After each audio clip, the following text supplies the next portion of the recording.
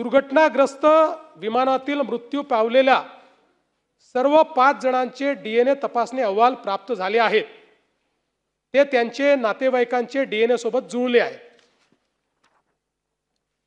Pilot व को pilot यांचा व्हिसेरा व रक्त तपासणी अंती अल्कोहोल अथवा अंमली पदार्थांचे सेवन केले असल्याचे निष्पन्न होत नाही।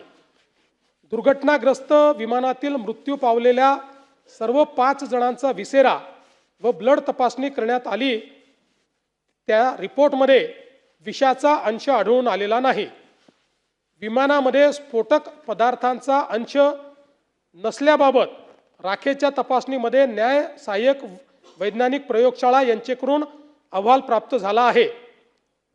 प्रत्यक्षदर्शी साक्षीदार अजितदादा यांच्याशी संबंधित पीए, सुरक्षा अधिकारी, बंदोबस्त अधिकारी, VSR कंपनीचे संचालक VK सिंग व रोहित सिंग यांच्याकडे चौकशी करण्यात आली।